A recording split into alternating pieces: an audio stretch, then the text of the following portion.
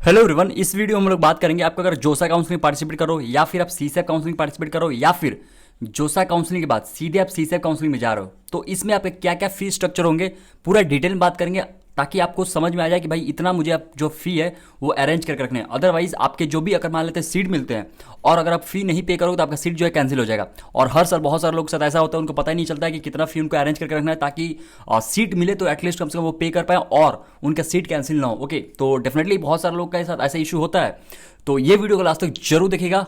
और उससे सबसे पहले इंपॉर्टेंट इन्फॉर्मेशन, जो लोग भी अभी तक काउंसलिंग सपोर्ट नहीं ज्वाइन किए जल्दी से ज्वाइन कर लीजिए। बहुत सारे लोग का रिक्वेस्ट है कि भैया पेमेंट फेलियर की वजह से वो ज्वाइन नहीं कर पाया, बहुत सारे रीजन की वजह से वो ज्वाइन नहीं कर पाया, बहुत सारे लोग अभी तक वेट कर रहे थे।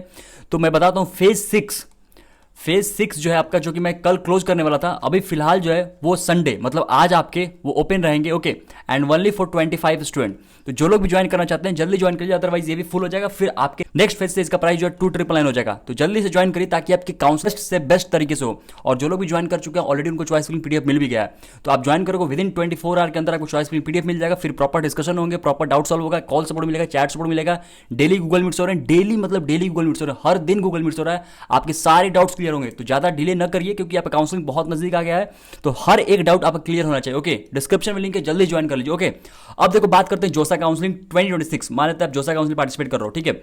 और इसमें कैटेगरी के साथ हम बात करेंगे, ठीक है। एक जनरल कैटेगरी है, एक ईडब्ल्यूएस और ओबीसी, इन तीनों का एक फी लगता है, और एससी एसटी और इसमें आप पीडब्ल्यूडी ऐड कर दो, ठीक है।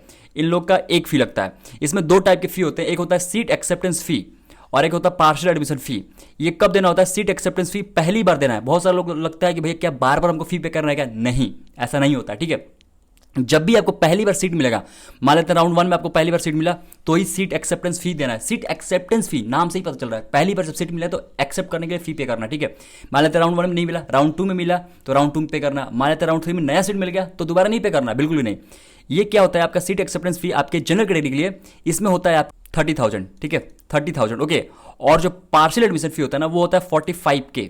ओके, मतलब पार्शियल एडमिशन फी कब पे करना होता है? जब राउंड 6 मान लेते खत्म हो गया, राउंड 6 मान लेते क्लोज हो गया, लास्ट में आपको एक टाइमिंग मिलेगा 3-4 दिन का, उसमें आपको पार्शियल एडमिशन फी ये 45K पे करना। अदरवाइज जो आपको सीट एक्सेप्टेंस फी पे की है, जो सीट आपने मान लेते एक्सेप्ट किए थे वो सीट कैंसिल हो जाएगा। ये पार्शियल एडमिशन फी पे करने के बाद ही जो आपका सीट है वो कंफर्म माना जाएगा, ठीक है।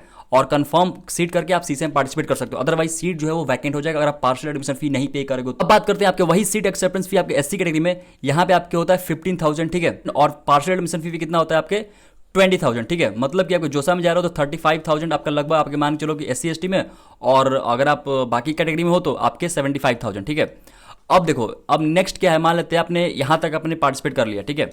अब इसके बाद आप सीसैप में जा रहे हो। ओके, मान लेते हैं कि आप सीसैप में यहाँ से सीसैप की बात करते हैं। सीसैप काउंसलिंग में अगर आप जोसा से सीसैप में जा रहे हो, ओके, देखो अगर मान लेते हैं जोसा से सीसैप में जा रहे हो, जोसा में ऑलरेडी मान लेते हैं आपने ये फी पे कर दिया है। अभी मैं बात करूंगी जो मान लेते हैं फ्रेश कैंडिडेट हैं उनके लिए क्या करना है, और जो मान लेते हैं नए जिन्होंने ऑलरेडी लाइक जोसा में फी पे कर दिया है उनको क्या करना है, ठीक है। तो इसमें दो केस है। आप जैसे मान लेते हैं जोसा में आपने ऑलरेडी 75,000 मान लेते हैं पे कर दिया है, ठीक है। तो यहाँ पे जब आप जाओगे मतलब कि सीट आप कंफर्म करके जा रहे हो सीसैप में, तो आपको कुछ नहीं पे करना है, यहाँ पे एक्स्ट्रा कोई पे नहीं करना है। यहाँ पे केवल आपको प्रोसेसिंग फी पे करना है, जो भी होता है लगभग मान लेते हैं 5K के आसपास, जो भी अमाउंट होगा उस टाइम, लेट से इस बार 7K 6K जो भी होगा 5K आपको पे करना है बस। बाकी आपको सीट अपग्रेड होता है, नया मिलता है, चेंज होता है, फिर चेंज नहीं होता है, तो कोई भी आपको फी नहीं पे करना। और ये सारा फी जो है आपके प्रोसेसिंग फी जोसा और सीसैप दोनों मिला के आप कह लो कि सारा जो डिडक्ट करके बाकी पैसा जो है कॉलेज में फाइनल कॉलेज में चला जाएगा। अब वही अगर एससी की बात करो तो सेम, अगर मान लेते आपको सीट मिला और सीसैप में जा रहे हो तो सेम इसमें आपको प्रोसेसिंग फी ही पे करना है, एक्स्ट्रा कोई भी अमाउंट नहीं पे करना है। अब बात आ जाती है कि मान लेते हैं कि आप सीसैप में लेट से आप फ्रेश कैंडिडेट की तरह रजिस्ट्रेशन कर रहे हो, ठीक है। मतलब कि जोसा में आपने पार्टिसिपेट ही नहीं किया है, और इसमें दो कंडीशन है, ठीक है। बाकी अगर आप अच्छे से काउंसलिंग करना चाहते हो तो डेफिनेटली आप काउंसलिंग सपोर्ट जरूर ज्वाइन करिए। डिस्क्रिप्शन में मैंने लिंक शेयर कर दिया, ओके।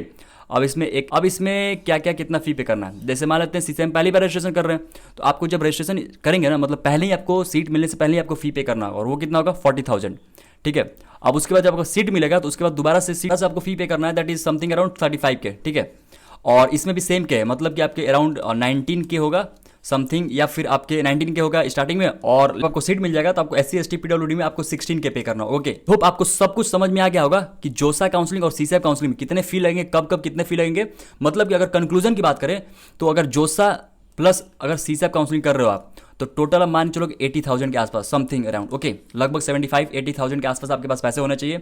और जनरल ईडब्ल्यूएस ओबीसी अगर वही SC ST की बात करें, ठीक है, तो इसमें लगभग 35 से 40K के आसपास आप मान के चलो, ठीक है, ये 5,000 प्लस माइनस ऊपर नीचे हो सकता है, देखते हैं इस बार कितना आ रहा है, ओके, बट लगभग हर साल इसी के आसपास होता है। आई होप आपको सब कुछ समझ में आ गया हो, ओके। बाकी अच्छे से काउंसलिंग करना चाहते हैं तो काउंसलिंग सपोर्ट जरूर ज्वाइन करिए, बहुत ही बेहतरीन तरीके से आपकी काउंसलिंग हो जाएगी, कोई भी डाउट नहीं रहेगा। तो डिस्क्रिप्शन में लिंक है, जल्दी जाकर ज्वाइन कर लीजिए, ओके।